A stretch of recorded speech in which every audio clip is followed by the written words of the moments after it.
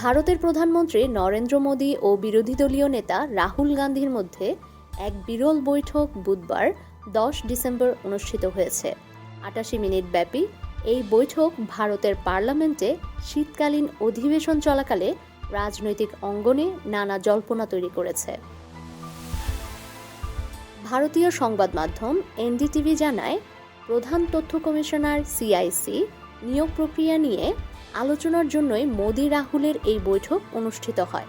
নিয়ম অনুযায়ী তথ্য কমিশন, নির্বাচন কমিশন ও ভিজিলেন্স সহ গুরুত্বপূর্ণ সংস্থাগুলোর শীর্ষ পদে নিয়োগ চূড়ান্ত করেন 3 সদস্যের কমিটি: প্রধানমন্ত্রী মনোনীত মন্ত্রী এবং বিরোধী দলীয় নেতা।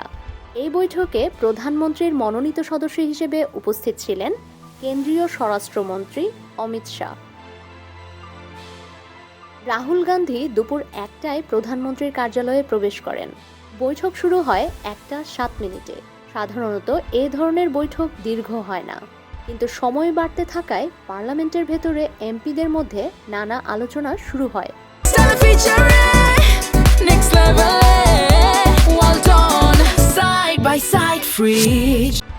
বৈঠক শেষে জানা যায়, আলোচনা শুধু প্রধান তথ্য কমিশনার নিয়োগেই সীমাবদ্ধ ছিল না। আরও 8 জন তথ্য কমিশনার এবং 1 জন ভিজিলেন্স কমিশনার নিয়োগ নিয়েও দীর্ঘ আলোচনা হয়েছে।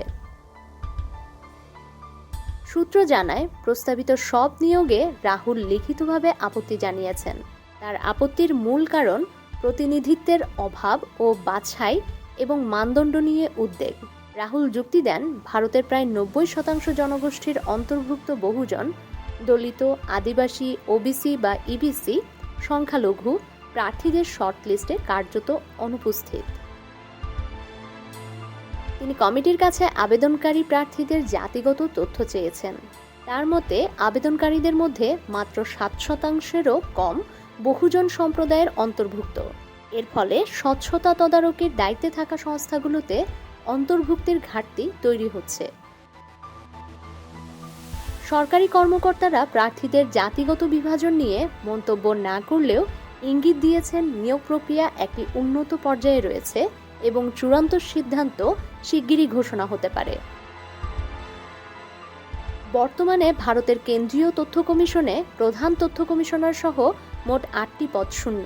13 সেপ্টেম্বর প্রধান তথ্য কমিশনার হীরালাল সামারিয়ার অবসরের পর থেকে এই পদটি ফাঁকা রয়েছে।